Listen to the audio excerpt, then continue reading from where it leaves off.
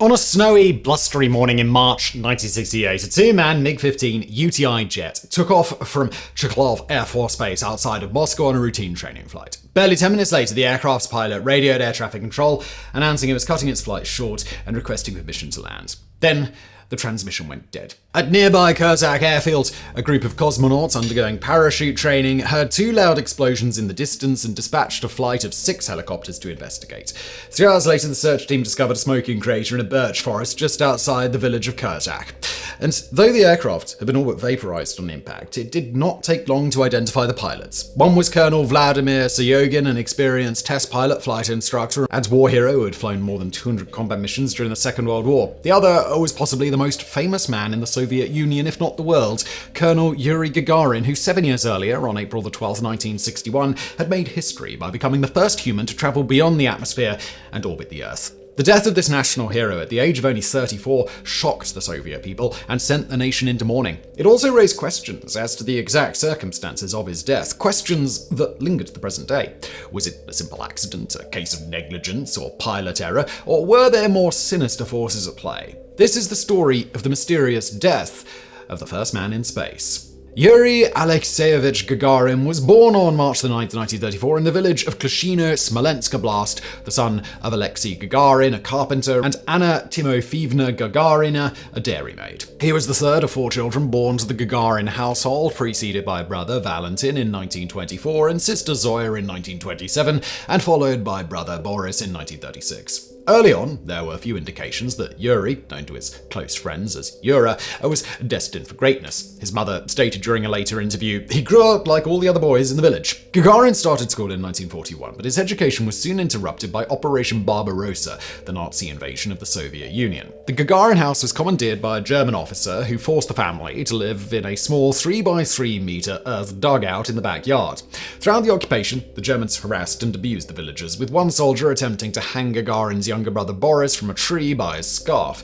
In retaliation, Yuri turned to sabotage, pouring soil and other contaminants into vehicle batteries and disabling motorcycles by stuffing garbage into their exhaust pipes. When the Germans were finally forced to retreat from Smolensk in 1943, they took Valentin and Zoya Gagarin with them, deporting them to Poland for use as forced labor. Miraculously, they survived the war and were later reunited with the family in the village of Gahatsk. After finishing his interrupted education in 1949, Yuri Gagarin attended trade school in the city of Lyubertsky and worked briefly as a molder in a steel foundry. Then, in October 1954, while completing additional training at the Saratov Specialized School of Industrial Technology, he, along with 4 friends, signed up for flying lessons at the local aero club. The only one in his friend group to complete the course, Gagarin performed his first parachute jump on the 18th of May 1955 and his first flight with an instructor on July 2nd. He soon graduated with just 42 hours and 23 minutes of flight time in his logbook. Soon after, Gagarin applied and was accepted into the 1st Cholhovsky Higher Air Force Pilot School in Orenburg as an aviation cadet.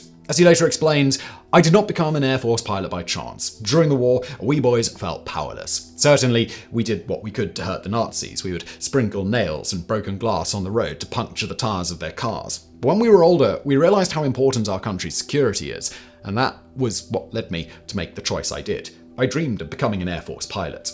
But realizing this dream proved more challenging than expected. Twice while qualifying on the MiG-15 fighter jet, Gagarin approached the runway at too steep of an angle, forcing the instructor to take control of the aircraft. Given the Soviet Air Force's strict requirements for graduation, it seemed certain that Gagarin would wash out. Then one day, the commander of his regiment, Ivan Polshkov, came across Gagarin exercising alone in the rain. Impressed by the cadet's dedication, Polshkov approached his flying instructor and asked to review his expulsion papers. The instructor suggested that the problem might be Gagarin's short stature. He was only 5'2" and agreed to give him a third chance to complete his flight training. This time, however, he placed a cushion under Gagarin's seat, providing him a better view of the runway. While the resulting landing was a bit rough, it was still within acceptable limits, and Gagarin was allowed to move forward to solo flights. Ironically, Gagarin's height would later prove a major factor in his selection as a cosmonaut. From this point on, Gagarin's career went from strength to strength. In his second year of training, he was appointed assistant platoon commander and also met his future wife, Valentina Gorosheva. As she later recalled, "When I first met Yuri, I was a nursing student, and strange to say, I was part of a nurses' gymnastic brigade participating in the Moscow May Day celebrations. What do I remember of our first meeting? Let's see. First, of an overexcited cadet, and my friend Helena giggling, 'If you want to get a general, you must start off with a lieutenant.' Meanwhile, Gagarin stated that my priorities at the time were my hair, flying school, and chasing Valentina. Yuri and Valentina were married in a Moscow registry office on October 27th, 1957. A week later, on November 5th, Yuri graduated from the Air Force Pilot School with 166 hours, 47 minutes of flight time under his belt and was promoted to the rank of lieutenant. He was then assigned to Lustari Air Base in Murmansk, north of the Arctic Circle on the Kola Peninsula. He was joined by Valentina after she completed nursing school, and on the 10th of April 1959, they welcomed their first daughter, Yelena, into the world. By this time, the Soviet Union was stunning the world with a series of space spectacles. On October 4th, 1957, they launched Sputnik 1, the world's first artificial satellite, into orbit. This was followed less than 1 month later by Sputnik 2, which carried the first living animal, a dog named Laika, into orbit. Meanwhile, the United States struggled to keep up, suffering the embarrassing public failure of the Vanguard rocket before finally placing their own satellite, Explorer 1, into orbit on February 1st, 1958. And for more on this forgotten chapter of US space exploration, please check out our previous video, Kaputnik, America's largely forgotten disastrous first attempt to launch a satellite into space. Even in these early days of the space race, it was clear to all that the next major step would be to place a man into orbit. As Gagarin recalled shortly after the launch of Sputnik 1, I drew a spaceship in my notebook and again felt the familiar, somewhat obsessive and not yet recognized urge, that same attraction to space which I was afraid to acknowledge even to myself. In October 1959, shortly after the successful flight of Luna 3, the first spacecraft to photograph the far side of the moon, Gagarin wrote a letter to his commanding officer, Lieutenant Colonel Babushkin, volunteering for any duties. To quote it, "In connection with the expansion of space exploration going on in the USSR, in which people may be required for manned space flights, I request you to take note of my own ardent desire, and should the possibility present itself, to send me for special training." He would not have to wait long to get his wish. Strangely, though the Soviets were the first to launch a satellite and launch probes to the moon, they were considerably slower in putting together a manned space program. Indeed, while the newly formed National Aeronautics and Space Administration, or NASA, announced the first slate of American astronauts, the so-called Mercury 7, on April 9th, 1959, the Soviets would not make their first cosmonaut selections until nearly a year later. And unlike the Mercury 7, who became instant celebrities before even making a single spaceflight, the first Soviet cosmonauts would remain a closely guarded secret, their names not revealed to the public until they had successfully reached orbit. Indeed, while the American space program was a transparent undertaking carried out in full view of the public, the Soviet counterpart was overseen by the military and shrouded in official secrecy. This played neatly into the hands of the Soviet propaganda machine, allowing the Kremlin to cover up any failed launches and give the impression of an unbroken string of successful missions. Yet despite these glaring differences, when it came to deciding what kind of person was best suited for space travel, both programs came to very similar conclusions. As Vladimir Yazdovsky, the founder of the Soviet space medicine program, later explained, the candidates might be chosen from the ranks of fighter pilots, submariners, rocket specialists, racing car drivers, or members of other physically challenging professions. The aviation physicians among us knew that our fighter pilots would have more relevant background than the others, since their training includes exposure to hypoxia, high pressure, G-loads along various axes, and ejection by catapults. It seemed obvious to us that cosmonaut candidates ought to be fighter pilots, and this view was fully shared by rocket designer Sergei Korolev and his colleagues. The Council of Chief Designers also insisted that the selection should be made by aviation physicians reporting to me under the supervision of the Medical Flight Commission, with the approval of the Chief Physician of the Air Force, Alexander N. Babachuk. The physicians were well aware that the fighter pilots in our Air Force were very similar in age and flight experience. It was therefore unnecessary to go looking for cosmonaut candidates in the Urals, Siberia, and the Russian Far East. The search would be limited to the European part of our country. Korolev went before the team of physicians entrusted with the selection task and formulated his requirements regarding a future cosmonaut. Age, maximum 30. Maximum height, 170 centimeters. He was asked how many cosmonauts should be chosen. A lot, he replied with a smile. The Americans have chosen 7 men, and we need many more. His answer created some bewilderment, but nobody made any comment. Everybody understood that it was not 1 or 2 flights that were being planned, but a much greater number. The search for the first cosmonauts began in mid-1959 under the auspices of the Central Medical Aviation Commission, based out of the Central Military Scientific Aviation Hospital in Moscow. Though the commission attempted to keep the nature of their search secret, a word soon leaked out to several Air Force bases whose commanders submitted the names of nearly 1,000 potential candidates. And while physical disqualifications like height, weight, age, and chronic diseases helped narrow down the list, eventually the commission's doctors had no choice but to interview the candidates themselves. On October 12, 1959, they visited Murmansk Air Force Base, whose commander had selected 12 men for evaluation, including Lieutenants Grigory Shonin and Yuri Gagarin.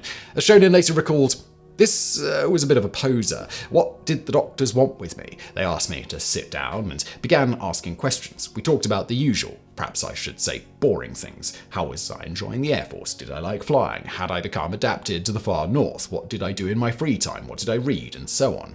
I left the office and met my comrades' questioning looks, but as I didn't have any sensible answer, I could only shrug my shoulders. During my second interview, I was asked detailed questions about my flying experience, starting from my first flights in air school. They listened to my answers very attentively, even though they must have known it all. They had my flight log on the table before them. And if it were a question of flying something of a completely new type, they asked, "I'm a fighter pilot. I specially chose a flying school where I would be taught to fly jet fighters, and you... No, you don't understand. What we're talking about are long-distance flights, flights on rockets, flights around the world." Even though there were a few satellites in space by then, manned flights were still an idea from the realm of the fantastic. Even among us pilots, no one spoke seriously about such a thing.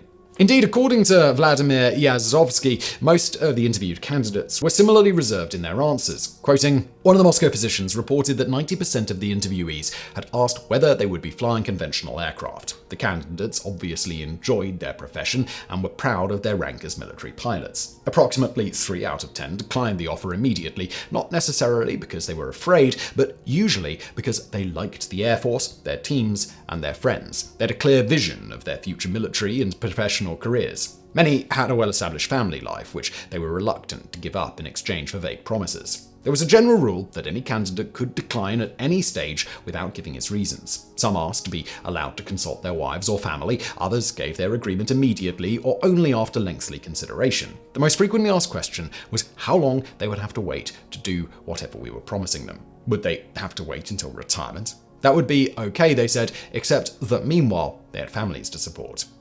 With the interviews complete, the pilots returned to their regular duties, not knowing when or if they would be summoned for further evaluation. For Gagarin and Shonin, that day came on January 14, 1960, when they were ordered to report to the Central Military Scientific Aviation Hospital in Moscow for a battery of medical tests. Overseen by Colonel Yevgeny Karpov, these tests were the most thorough and intensive Soviet medicine could devise. As Yuri Gagarin later recalled, "It was not at all like our yearly pilots' medicals. We pilots were used to these and saw nothing terrible about them. But here, beginning with the very first specialist, the oculist as it happened, I understood how serious it was going to be. My eyes were checked very thoroughly. One had to have perfect vision, that is, to be able to read all the required letters and signs on the chart from top to bottom, from the biggest to the smallest. I was carefully checked for a concealed squint, my night vision was verified, and my retina was also assiduously examined. Instead of going to the oculist only once, I had to go 7 times, and each time we went through everything from the start. The charts with letters and signs, color sensitivity tests, look with your right eye, look with your left eye, look here, look there."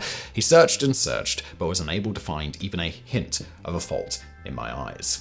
There was also a test of ability to work in unusual and difficult conditions. The task was to solve certain arithmetical problems with figures that first had to be found in a special chart. Both speed and correctness of answer were taken into account. At first glance, it seemed it would be relatively easy to solve the problem. Then suddenly a loudspeaker was turned on and a monotonous voice began to prompt answers. It became much harder to concentrate, and one had to force oneself to continue calculating without paying any mind to this obsequious friend. It was tough. Incidentally, this was only the beginning. Worse was yet to come.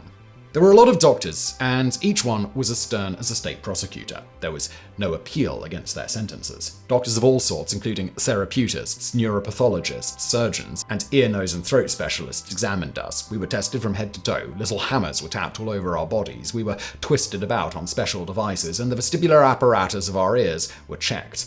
Our hearts were the main object of their examination. The doctors could read our whole life history from them. One couldn't hide a single thing. Complicated instruments detected everything, even the tiniest cracks in our health. Of the 154 qualified pilots shortlisted for evaluation, 29 passed the medical tests, and of those, 20 were selected to be the Soviet Union's first corps of cosmonauts. The list was finalized, but not publicly announced, on the 25th of February 1960. In March 1960, the newly minted cosmonauts were ordered to report to Chilovsky Airfield, northwest of Moscow, where a new training facility had hastily been set up and placed under the command of Yevgeny Karpov and General Nikolai Kamanin. Originally known simply as the Cosmonaut Training Center, in 1968 the facility would acquire its more famous nickname of Zvezdy Gordok, or Star City. Here, the cosmonauts settled into a grueling training schedule involving lectures on dozens of scientific and technical topics and intense physical activities ranging from gymnastics to hockey, basketball, and cross-country skiing. And all the while, of course, their physical condition was obsessively monitored, much to the annoyance of many. As Yevgeny Karpov recalls, "We began with physical training. Not all the flyers understood why. Some were puzzled, even irritated. Why all the suddenly intensified setting up exercises every morning and all the gymnastics and track and field work? And why so much less attention to the centrifuges, vibrostands, and other special equipments?" We had to do a lot of convincing to bring them around to seeing it our way. Our prospective cosmonauts had to change many of their notions. There are some people, young flyers especially, who regard any doctor with suspicion. To them, he is the fellow who is cantankerous about trifles, always looking for something to latch onto. Several of the latecomers to our group felt this way, annoyed at the medical checks before and after training. More and more indicators, endless checkups. You'd think we're a bunch of guinea pigs. Eventually, more specialized activities were added to the regimen, including exposure to high G-loads in a centrifuge, instruction in radio communications, and performing various tasks while wearing a spacesuit, survival training in the wilderness, weightlessness training in specially modified Tupolev Tu-104 aircraft flying parabolic arc, what in the American space program is nicknamed the Vomit Comet, as well as parachute training. The latter was particularly vital due to the peculiar design of the Vostok spacecraft the cosmonauts would eventually fly. Unlike the American Mercury capsule, which splashed down in the ocean, for logistical and security reasons, the Vostok was designed to touch down on the enormous landmass of the Soviet Union. However, as the spacecraft could not carry a parachute large enough to safely soft land both itself and the cosmonaut inside, the cosmonaut would instead eject at an altitude of 7,000 meters and parachute to the ground separately. This was among the cosmonauts' least favorite part of the training, though several of the younger members, including Yuri Gagarin, had already completed the mandatory 5 jumps as part of their Air Force training. Equally feared was the so-called Chamber of Silence, a soundproof, pressurized chamber in which a single cosmonaut would be locked for days or even weeks on end to simulate the isolation of a long space voyage. But while designed to test a cosmonaut's mental fortitude, on March 23, 1961, the chamber proved deadly when an accidental fire in the enriched oxygen environment claimed the life of 24-year-old cosmonaut Valentin Bondarenko. The cosmonaut corps soon suffered further losses. In July 1960, Valentin Varlamov dislocated his spine while diving in a shallow river, while Anatoly Kartashov was diagnosed with weak blood vessels during centrifuge training, resulting in both being dismissed from the program. These losses remained secret for decades, fueling the enduring phantom or lost cosmonaut conspiracy theory, which holds that cosmonauts were unsuccessfully launched into space prior to 1961, but their missions and deaths were covered up by the Soviet authorities. But that's a subject for another video. Meanwhile, the remaining 17 cosmonauts carried on with their training, including carrying out 3-day simulated missions in a mock-up of the Vostok capsule. At first glance, all this intensive training may appear largely redundant, given how little control the cosmonauts would actually have over their spacecraft. Indeed, while the cabin of the American Mercury spacecraft featured 56 switches and 76 indicator lights, that of Vostok only had 4 switches and 35 indicators, most of which related to the re-entry process. During the flights, cosmonauts would be relegated to mere passengers, with the capsule being almost entirely controlled from the ground by radio command. At the time, it was not known what the hostile environment of space might do to the human body. Doctors speculated that microgravity might prevent a cosmonaut from swallowing or digesting food, distort their eyeballs, or even scramble their minds. For this reason, only the toughest, healthiest candidates capable of withstanding a wide variety of stresses were selected to become cosmonauts. And until it could be confirmed that humans could indeed function in space, operation of the spacecraft was left to the ground controllers. Still, it was always possible that the automatic systems might fail, so the cosmonauts were trained to reorient the capsule manually for re-entry. And to ensure that only sound-minded cosmonauts could take control of the spacecraft, the controls were locked out and could only be activated by punching in a 3-number code. This was sealed in an envelope placed inside the cabin, or could be transmitted to the cosmonaut over the radio in an emergency.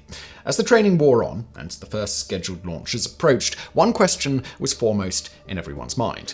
Who would be the first? Though the Soviets had selected a cosmonaut corps 3 times larger than the American Mercury 7, it was not long before a small group of candidates began to stand out from the rest. They were known as the Vanguard 6 or the Sochi 6 after a famous group photograph taken at the Black Sea resort town of Sochi. Throughout the training, all 6 had demonstrated a winning combination of technical prowess, physical fitness, leadership, and political acumen, but only one could be the first. To determine which one, a state interdepartmental board, or credentials committee, was convened, composed of high-ranking officials from the Air Force Medical Service, the Soviet Academy of Sciences, the Cosmonaut Training Center, the OKB-1 Design Bureau that designed the Vostok rocket and spacecraft, and other major organizations. The committee was tasked with selecting a suitable candidate based not only on his technical proficiency, but also his political reliability and moral qualities. As part of this process, the Vanguard 6 was subjected to a battery of interviews and asked to sit in a Vostok capsule mock-up while being mercilessly grilled about the craft's various functions and systems. But while compelling arguments were made for each of the 6, from the beginning it was clear that one cosmonaut stood out among the rest: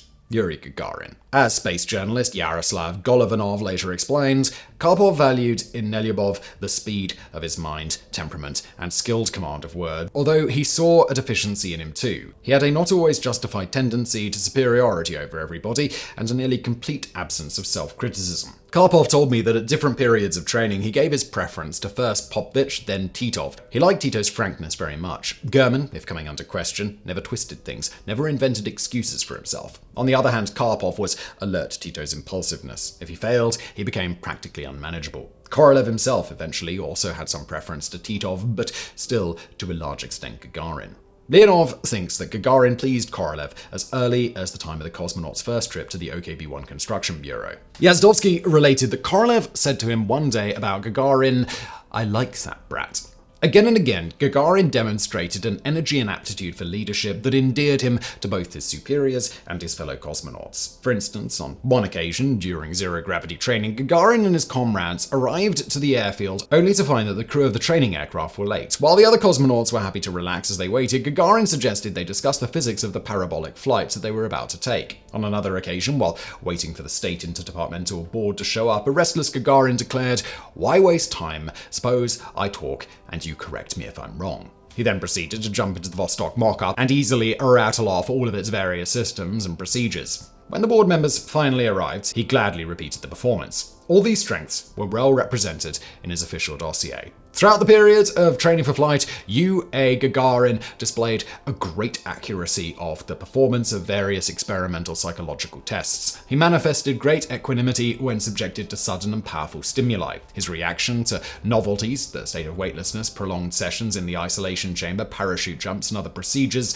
were always positive. He evinced the ability to orient himself in new circumstances and skill in maintaining self-control in various unexpected situations. Observations made during his confinement in the isolation chamber revealed a highly developed capacity to relax during even the brief pauses provided for rest, to drop off to sleep quickly, and to awaken on his own at the scheduled time. Noteworthy among his character traits was his sense of humor, his good nature, and fondness for joking. His sessions in the trainer were characterized by a calm, self-confident performance with clear, concise reports after the completion of each procedure. His self-confidence, presence of mind, curiosity, and cheerfulness made for a distinct originality in the elaboration of professional skills. Gagarin had other, less tangible advantages as well. A handsome young man with an irrepressible smile and a strong proletarian background, he was exactly the kind of modern, virile Soviet man the Kremlin wanted to present to the world. Strangely, Gagarin's weaknesses also played into the final decision. As General Kamanin later explained, both Gagarin and Titov are excellent candidates, but in the last few days, I hear more and more people speak out in favor of Titov, and my personal confidence is growing too. The only thing that keeps me from picking him is the need to have the stronger person for the one-day flight. The second flight, which will last 16 orbits, will undoubtedly be more difficult than the first one-orbit flight, but the first flight and the name of the cosmonaut will never be forgotten by humanity, whereas the second and following ones will be as easily forgotten as new records. It's hard to decide which of them should be sent to die, and it's equally hard to decide which of these two decent men should be made world famous. The same logic would come into play 2 years later when 26-year-old textile worker Valentina Tereshkova was selected to be the first woman into space. Not only was Tereshkova young, single, attractive, and the daughter of a collective farm worker and war hero, but she was less physically and technically qualified than her fellow woman cosmonaut trainees. She was thus selected for the largely passive spam-in-a-can Vostok 6 mission, while her more skilled trainees were reserved for later, more technically complex missions that in the end were never actually flown. By late March 1961, the time had come to make a final decision. The Americans had announced their intention to attempt a manned flight on April the 29th, while the successful single-orbit mission of the unmanned Korabel Sputnik 4 had demonstrated the safety and reliability of the Vostok spacecraft. The Central Committee of the Communist Party thus decreed that a Cosmonaut would be launched no later than April the 20th, and on April the 5th, General Kamenin and the Vanguard 6 flew to the Baikonur Cosmodrome in Kazakhstan to supervise preparations for the Vostok 1 mission. In the end, the decision of who would be first into space was left to the cosmonauts themselves, as with the American Mercury 7, Kamenin asked the cosmonauts to write down who they thought should be first to fly if they themselves were not selected. Almost to a man, the cosmonauts recommended Gagarin, calling him a fit comrade who never loses heart, bold and steadfast, modest and simple and decisive. Among the few exceptions was Mars Rafikov, who wrote, "I should be sent, although I know they will not send me. But my first name is Cosmic, and this would sound good." On April 9th, 1961, the final decision was made. Yuri Gagarin would be first, with German Titov as primary backup pilot and Grigory Nelyubov as secondary backup. The next day, the cosmonauts were informed in private. However, the Kremlin, eager to preserve this historic moment, insisted on recreating the announcement for the cameras, forcing Titov and the other cosmonauts to relive their disappointment a second time. Gagarin, who had just welcomed his second daughter Galina into the world, was overwhelmed and humbled by the announcement, later recalling, "What did I feel at that session of the commission standing beside my friend and backup? Everything was clear and yet unclear, maybe even very complex. I was thinking of German. He's a good flyer. He's an intelligent man and a wonderful friend. He should make the flight too. I felt rather awkward. Why me? Why not him?" Of course, the commission's decision explained everything, but it would have been better to make the flight together. Meanwhile, Titov attempted to conceal his disappointment. Why Gagarin and myself were chosen? It is difficult to say. The commanders chose us, but all 6 of us were equally well trained and each could pilot the Vostok spacecraft. It was Gagarin's character that mattered most. You have to understand me correctly. The first man in space has to be a nice, attractive person. We were told it would be Gagarin on the 9th of April, and journalists say I was so glad for Yuri that I almost went to kiss him. I was disappointed because I also counted that I would be the first man in space, but as the decision had been made, what was there to do? The historic day finally came on Wednesday, April the 12th, 1961.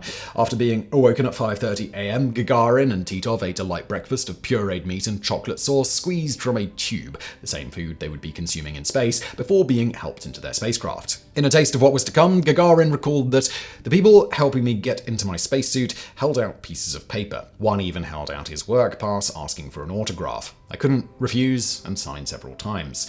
At the last minute, someone expressed concern that the returning cosmonaut would be mistaken for a downed American U-2 spy plane. A pot of red paint was duly fetched and the letters USSR hastily applied to Gagarin's helmet. Then, after a brief visit with the chief designer Sergei Korolev, Gagarin and Titov climbed aboard the specially modified blue and white transfer bus, plugged their spacesuits into the built-in cooling system, and headed off for the launch pad. According to legends, along the way, Gagarin asked the bus driver to stop so that he could relieve himself outside. To this day, every cosmonaut launched from Baikonur recreates this incident by urinating on the left rear tire of the transfer bus for good luck. However, archival footage of the drive does not show the bus making any stops, casting doubt on this famous story. At 6:50 am, Gagarin arrived at the launch pad, where he shook hands with chairman of the State Commission, Konstantin Rudnev, and bid farewell to his comrades. As cosmonaut Andrei Nikolaev later recalls, I was so nervous that I forgot he was wearing a helmet and tried to kiss him. I knocked my forehead against it so hard I even had a bump there. One for all and all for one, lads, shouted Yura to us and set off for the launching pad. Gagarin climbed the stairs to the elevator, which whisked him to the top of the rocket, where pad leader Oleg Ivanovsky strapped him into his ejection seat and sealed the spacecraft cabin. Just before closing the hatch, he revealed to Gagarin the lockout code for the controls: 125. The remaining preparations for launch proceeded without incident until at 9:07 am Moscow time the launch command was given. Unlike NASA, the Soviet and later Russian space program did not go in for countdowns, a tradition originating with German rocket engineers like Werner von Braun, and simply launched their rockets at the appointed time. As the Vostok rocket blasted off the launch pad, an exuberant Yuri Gagarin cried out, "Poyakali! Let's go! Goodbye! Until we meet soon, dear friends." 11 minutes later, Vostok 1 separated from its booster and entered a stable 181-kilometer orbit. Gagarin, now the first human in history to enter outer space, looked out through the spacecraft's portal and declared, "I see the Earth. I see the clouds. It's beautiful. What beauty." With Gagarin now safely in orbit, at 9:59 a.m. Moscow time, the state news media announced the mission's success across the country. The effect on the Soviet people was electric, as Time magazine later reported, from Leningrad to Petropavlovsk, the USSR came to a halt. Streetcars and buses stopped so that passengers could listen to loudspeakers in public squares. Factory workers shut off their machines. Shop girls quit their counters. School kids turned eagerly from the day's lessons. Somewhere above them, a Soviet citizen was arcing past the stars, whirling around the Earth at 18,000 miles an hour, soaring into history as the first man in space. During his brief single orbit, Gagarin reported on the status of his craft and tried out the space food that had been given. He did not become nauseated or disoriented, proving that humans could work effectively in zero gravity. But only an hour and 20 minutes after launch, it was already time to return home. As Vostok 1 passed over Angola, the automatic solar sensors realigned the capsule and fired its retro rockets, slowing the craft and sending it plunging into the atmosphere. It was then that the only major hiccup of the entire mission occurred. The Vostok spacecraft was composed of two main sections, a spherical descent module containing the Cosmonaut, his ejection seat and parachutes, and the biconical instrument module containing oxygen, batteries, the re-entry retro rocket and its fuel. The two were supposed to separate cleanly following retrofire, allowing the descent module, covered in heat-resistant tiles, to re-enter the atmosphere. However, a thick bundle of cables failed to separate, and the two modules, still connected, whirled violently around each other until the heat of re-entry finally burned through the cables. Thankfully, Gagarin was unhurt, though he experienced accelerations of up to 10 G, and the rest of the re-entry went as planned. At an altitude of 7 kilometers, the spacecraft's parachute deployed and the hatch blew off. 2 seconds later, the ejection seat launched Gagarin free of the capsule. Interesting, the Soviets would keep this detail of the flight secret for many years, as the rules of the Fédération Aéronautique Internationale, or FAI, concerning spaceflight records stipulated that the astronaut must return inside their spacecraft. In the event, however, the FAI later amended its rules and still acknowledges Yuri Gagarin as the first man to travel into outer space. And to learn more about how this cosmic boundary is defined, please do check out our previous video, the surprisingly interesting debate of where outer space actually begins. At 11:05 a.m. Moscow time, 2 hours after blasting off from Baikonur, Yuri Gagarin landed on the edge of a collective farm called the Road of Lenin, near the village of Smelovo, Saratov Oblast, not far from where he had started flying in 1954. As Gagarin later recalled, "As I stepped down on firm ground, I saw a woman and a little girl and a spotted calf watching me curiously. I started walking towards them, and they moved towards me. But as I came closer, they slowed down. I was still wearing my bright orange spacesuit, which looked unusual and was making them feel uneasy. They hadn't seen anything like it before. I took off my helmet and cried out, feeling the chill of excitement. 'Don't be afraid, comrades. I am no intruder.' 'Are you from space?' the woman asked uncertainly. 'You won't believe it,' I said. Then I saw a group of harvester operators running towards me and crying my name. They were the first people I saw on Earth during my mission in space. We embraced and kissed one another." Not long after, recovery helicopters arrived at the landing site and airlifted Gagarin to the nearby Air Force base at Engels, where Soviet Premier Nikita Khrushchev called to congratulate him on his successful mission. 2 days later, the world's first space traveler appeared in Moscow's Red Square before a jubilant crowd of tens of thousands. As the Los Angeles Times reported, weeping with emotion, Premier Khrushchev brought spaceman Yuri Gagarin home to Moscow Friday, and the city's millions hailed the astronaut as the space-age Columbus in a roaring welcome no Stalin or Tsar ever received. Foreign observers presumed that never in the 805-year-old tumultuous history of Moscow has there ever been such an outpouring of public affection.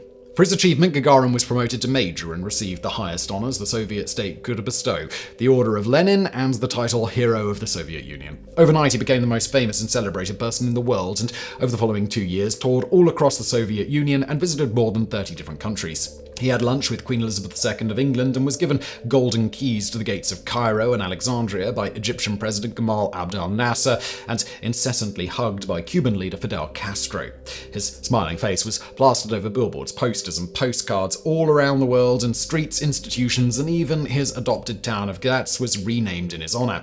This sudden celebrity was overwhelming for the modest and self-effacing Gagarin, who stated, "I was far from alone in this achievement. There were tens of thousands of scientists, specialists, and workers who participated in preparing for this flight.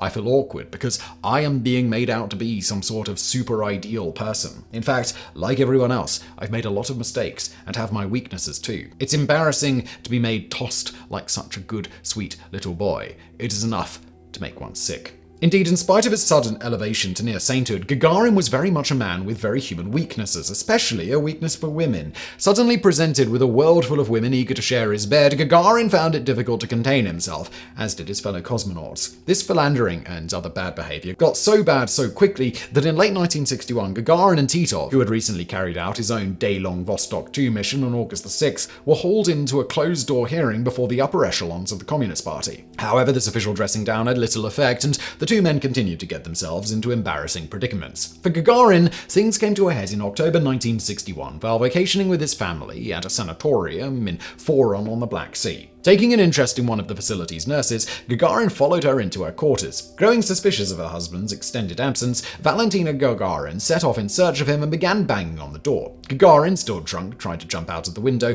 but caught his foot on some ornamental vines and fell face-first into an asphalt pathway. As Dr. Vladimir Golokhovsky later recounted, the story was kept under tight wraps. Gagarin was taken to the exclusive Hospital No. 6, set up by the 3rd Department of the Ministry of Public Health for the Cosmonauts, and there the wound was treated. The outer table of the frontal bone was found to be fractured and bent inward. The wound was contaminated.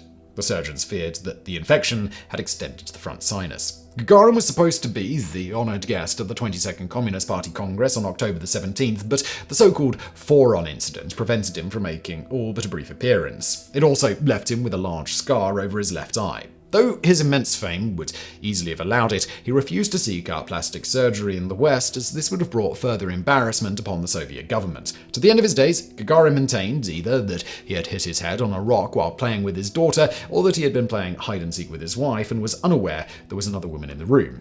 I mean, sure, Yuri. The effects of global fame on Gagarin's personality and public image did not go unnoticed by General Kamenin, who later wrote, "There were many situations when Gagarin miraculously escaped big troubles. These situations often occurred when he attended parties, drove in cars or boats, or went hunting with the big bosses. The active lifestyle, endless meetings and drinking sessions were noticeably changing Yuri's image and slowly but steadily erasing his charming smile from his face.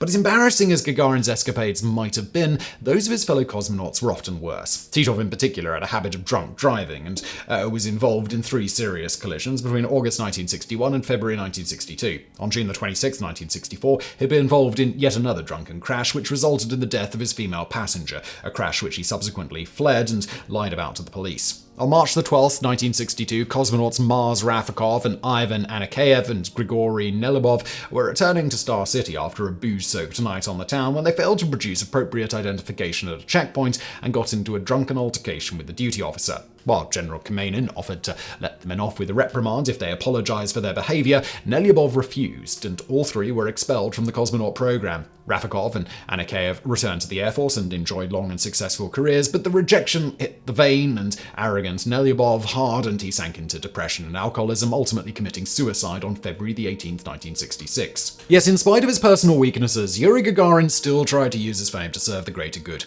Every day he received hundreds of pieces of fan mail from around the world, so many in fact that he was soon given his own staff and Moscow postal code to handle it all. Many of these letters were from struggling Soviet citizens begging for money or other assistance, and while there were limits to Gagarin's influence, he did all he could to resolve as many cases as possible. And when Sergei Kiselov, one of Gagarin's parachuting instructors, broke his neck during a jump, Gagarin used his clout to have him transferred to a private Moscow hospital reserved for the Communist Party elite. Thanks to this intervention, Kiselov made a full recovery and was saved from a lifetime of paralysis. But as the global hype began to die down and his public tour schedule relaxed, Gagarin's thoughts turned back to the work he loved the most: flying.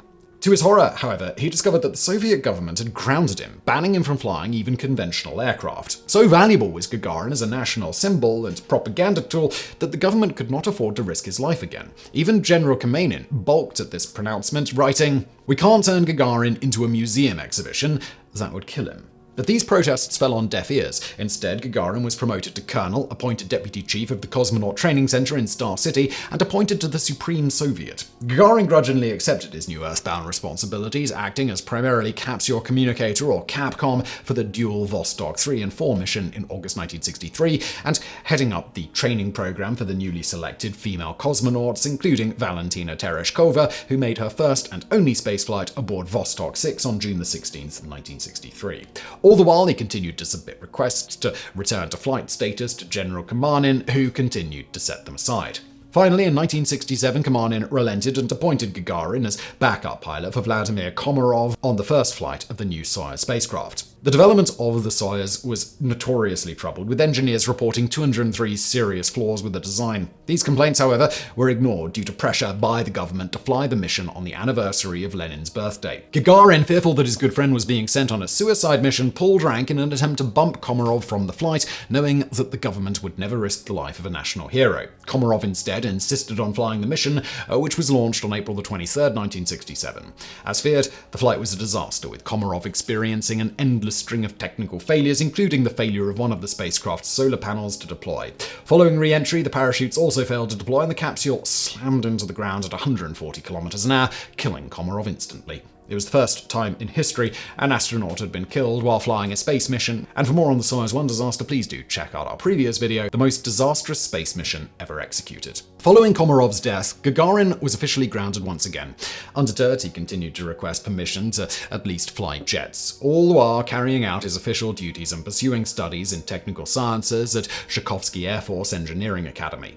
On February 17, 1968, Gagarin defended his thesis on winged spaceplanes. Diploma in hand, he appealed once more to the Air Force to be allowed to fly jets, stating, "If I stop flying, I will have no moral right to lead other people whose life and work are connected with flying." This time, his request was granted, and his grounding order was rescinded once more. By this time, years of inactivity and luxurious meals had taken their toll. Gagarin's boyish face had filled out, and his once athletic body had become soft and grown a gut. He thus began an intense regimen of physical training, hoping to one day qualify for another spaceflight. Gagarin's flight training took place at Chakov Air Force Base northeast of Moscow under experienced test pilot and instructor Colonel Vladimir Seryogin.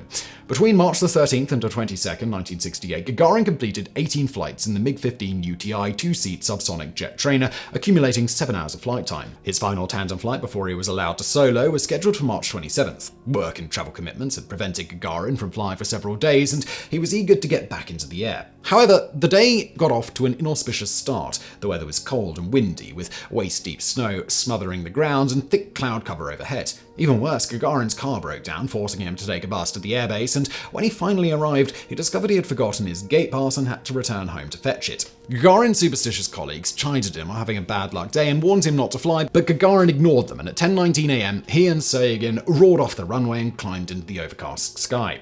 The flight plan called for Gagarin to fly the aircraft to a training area northeast of the airbase, where he would practice various flight maneuvers including barrel rolls and vertical loops, a task that was expected to take no more than 20 minutes. However, at 10:37, barely 8 minutes after taking off, Gagarin announced that his mission was complete and requested permission to return to Chakov.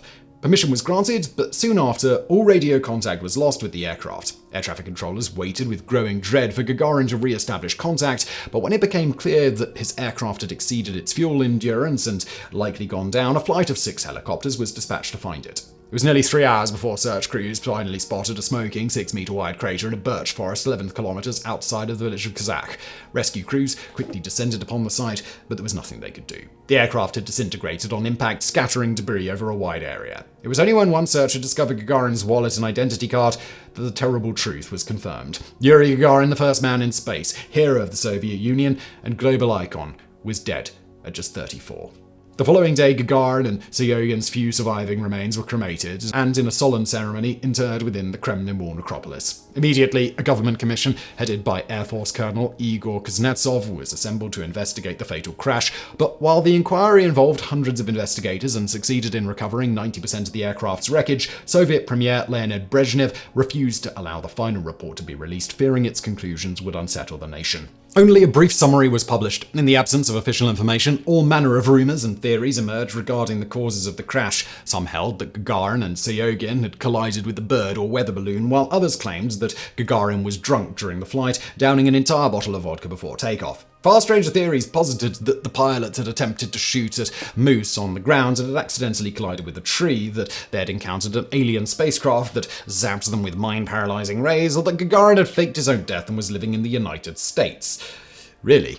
On the more sinister side, some speculated that Gagarin may have been secretly murdered by the KGB. This theory was based on the fact that Gagarin and the Soviet space program as a whole had largely been the pet project of Soviet Premier Nikita Khrushchev. After deposing Khrushchev in a coup in 1964, new Premier Leonid Brezhnev, the theory went, was eager to wipe out all remaining traces of his predecessor's successors, including Gagarin. A more plausible theory was put forward by lead government investigator Igor Kuznetsov, who revealed that at the time of the crash, Vladimir Sayogin was not in good health, often complaining of nausea and heart pains. According to Kuznetsov's theory, during the flight, Sayogin suffered some sort of health emergency, possibly a heart attack, and fell limp onto the controls, partially disabling them. Gagarin in the forward seat of the aircraft did not notice Sayogin's condition until it was too late, eventually losing control of the aircraft and ploughing into the ground. However, the official government report, finally declassified in 2011, paints a different picture. Based on the angle at which the aircraft impacted the ground, investigators concluded that Gagarin and Sayogin had entered a flat spin.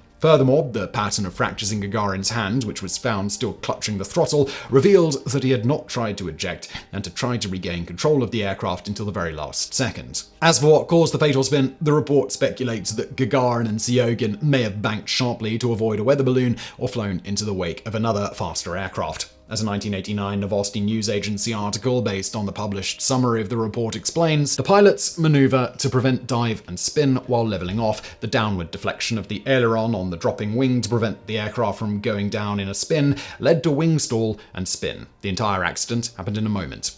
Either Gagarin's MiG-15 fell into the vortex wake of another aircraft, or else it banked sharply to avoid hitting another aircraft or a weather balloon. The aircraft went into a spin, characterized by maximal energy loss. Subsequently, it recovered from the spin, after which the aircraft plowed into the ground. Indeed, forensic analysis of Gagarin's remains revealed no alcohol in his system, ruling out the possibility that he'd been drunk during the flight.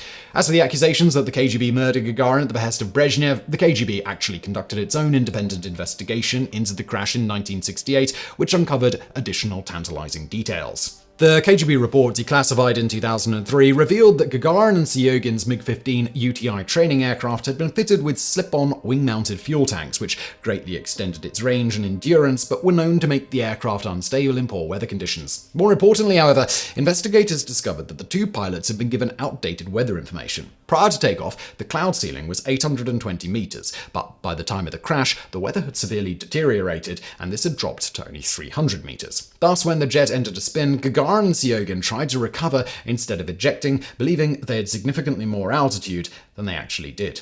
16 years after the crash, yet another investigation was launched by Lieutenant General Sergei Mikhailovich Belotzevsky, who had lectured Gagarin on engineering and scientific training at the Sukovsky Air Force Engineering Academy.